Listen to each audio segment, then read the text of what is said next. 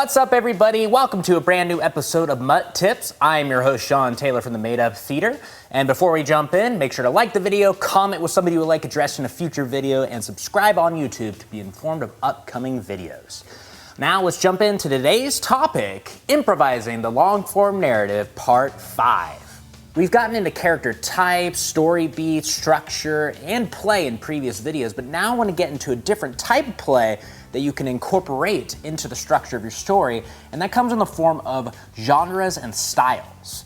Within genres and styles, we can play and tell different types of stories. The possibilities are endless, not just one type anymore. And in previous videos, I talked about, the high school story as well as the love story, but now we're gonna get into some different types of genres that we can play around with. First things first though, a genre should be seen kind of like a lens put over our eyes. Not the only lens. Imagine going and getting prescription glasses. The doctor goes better one, better two, and these various lenses that we're putting over our eyes are helping us tell the long form narrative. We got characters, structure, story beat, and now we got genres there. And it should help provide a more clear image of the story we're telling, and it shouldn't blur it. It's not like beer goggles, right?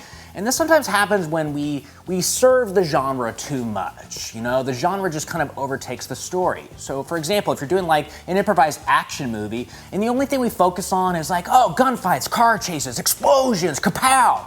And then at the end of it, we're like, whoa, wait, what was that story about though? Who are the characters? What were their wants, their point of view? We didn't have any of that because we were so focused on doing the action in the story rather than the story in the action movie. A good way to think about it is the characters in any type of genre-based movie, they don't see themselves as being in a genre story. It's just their story. Like, for example, an action movie, they're not seeing themselves necessarily as like an action movie hero doing action movie things.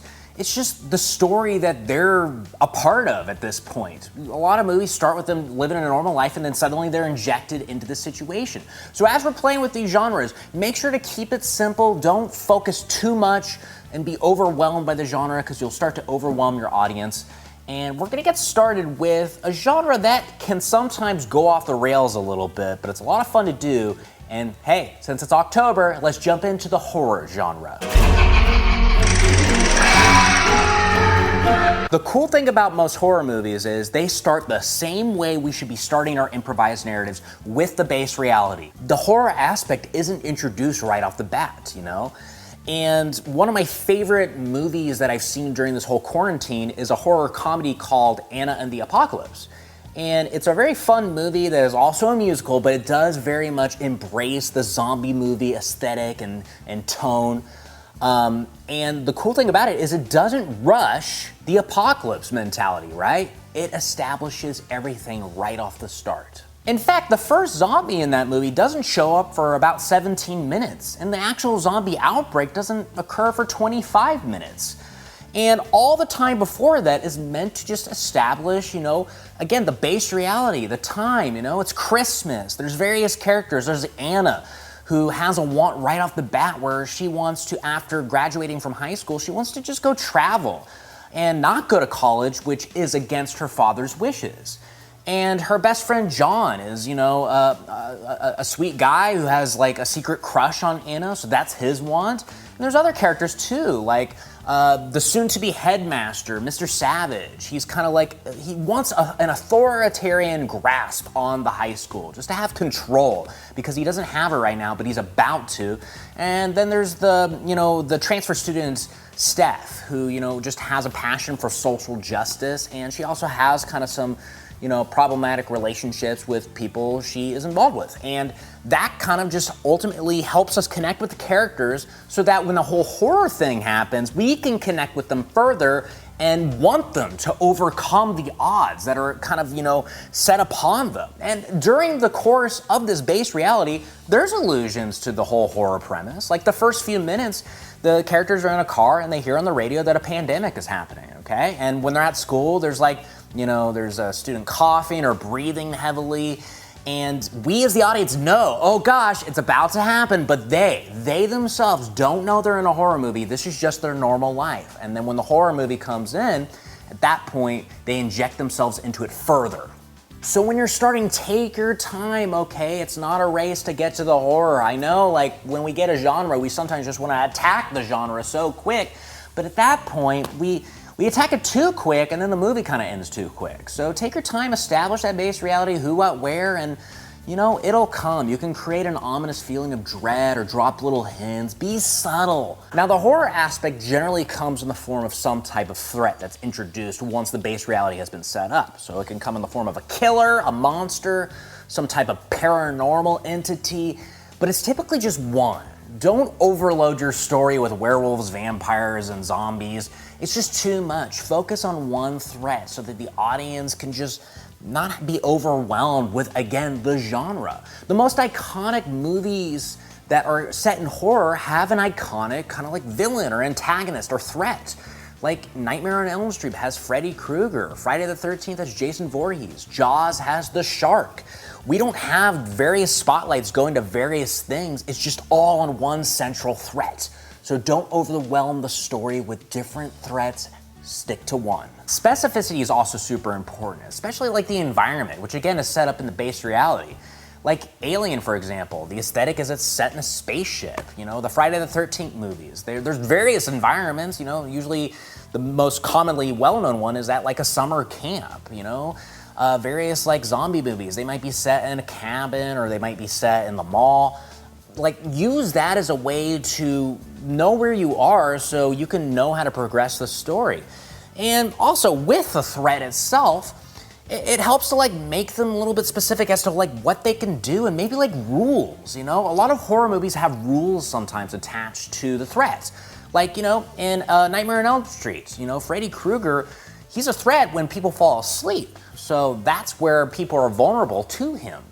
And there's a great horror movie called It Follows where the whole premise of it is there is an entity that follows one person, only one person, and the attraction to that one person is based almost on like a virus that they have, and the only way they can pass off the virus is by having sexual contact with another person. And knowing these rules allows us to explore elements of like play, for example. Like if you know that your horror movie villain can attack people in their sleep, like in A Nightmare on Elm Street, then that is something to play with, right? Because hey, characters make mistakes. I said this with characters before, but it's crucial in horror movies. They make mistakes all the time. Think about just sitting and watching a horror movie and be like, no, don't do that, you know? They ignore warning signs, they split up, they go into a dark place by themselves. They make these common mistakes because they don't know they're in a horror movie. So why would they be afraid necessarily? And that plays into the rules, right? Of course people are gonna fall asleep if Freddy Krueger can attack them in his little dream world. That would, like, if no one fell asleep, then the movie wouldn't be a horror movie anymore. Freddy would just be waiting, like, impatiently. It'd turn into a farce at that point. So play around with the fact that characters make mistakes, they have low points, and hey, it's a horror movie, they die. You know, characters die or they disappear, and they're also afraid, they're vulnerable, right? There's fear that comes in these characters. So this is where it's really crucial in the horror movie is to not be Superman, right? You are vulnerable to fear and the threats that are presented to you, okay? Make mistakes, make them big, and make them count because they will provoke play in your story. The cool thing about the horror movie is it still hits the traditional story beats and the story structure I've talked about. In fact, one way to practice this is just do the story spine, but introduce a horror element into it. Not right away. Once upon a time, every day, base reality, don't worry about the horror aspect right there. Until one day, you can start to inject it into that spot, but the progression because of that, because of that, because of that, at that point, the horror will just start to become enhanced and heightened, right? Until you get down to until finally. That's where the character arc comes in. And character arcs happen a lot in horror movies. There's that character who maybe like gains courage or wisdom and kind of learns to like defeat the threat, you know, not necessarily kill them. The cool thing about horror movies is we can leave the audience thinking that maybe not everything is 100% perfect, you know? It's kind of like that whole here we go again mentality. Or maybe we've only hit the tip of the iceberg and there's more left. It's improvised, but the cool thing about horror movies is we can leave the audience with a sense of like, ooh, Even though this was improvised, I'd love to see a sequel. That's the best thing about long-form narratives, is leaving the audience wanting more. A good game to practice genre play is with a game that's called Replay. And the way this works is a short-form game, so usually you would do like a 90-second scene. But for this purpose, you can do a longer one. You could do 3 to 5 minutes if you want. And when you're done with that base scene, you're gonna replay the scene using a genre. So for example, like horror. And what you're thinking is, like, hey, we're putting lenses over our eyes. So it's changing, like, I like to think of it as it's changing 3 things. It's changing the environment, it's changing the characters, and it's changing the tone. And everything will kind of be connected to those 3 things.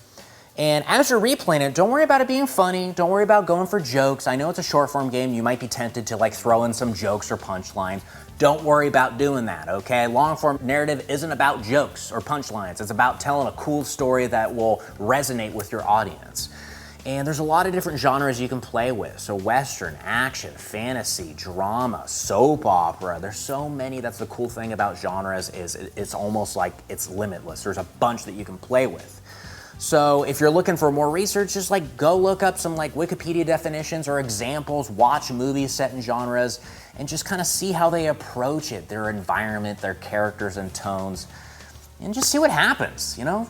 Watch movies, that's what I always say, because it very much can affect your knowledge, especially when you're improvising. And ladies and gentlemen, that concludes this episode of MUT Tips. Thank you so much for checking it out. I really appreciate it. This is going to conclude improvising the long form narrative for now, but if you have a question about the long form narrative, drop it down in the comments below. I'll address it at some point in a future video. Hey, you can ask a question about anything. I'd love to hear it. Also, we have shows at Made Up Theater online right now. Do the whole shelter in place. Go to madeuptheater.com for more information. 8 p.m. Saturday nights. If you use the promo code MUTTIPS, you can get yourself a $5 ticket to watch our performances, okay? Only 1 ticket is needed per streaming device. Thank you so much, everybody. I'll see you next time for another episode of MUT Tips. Bye.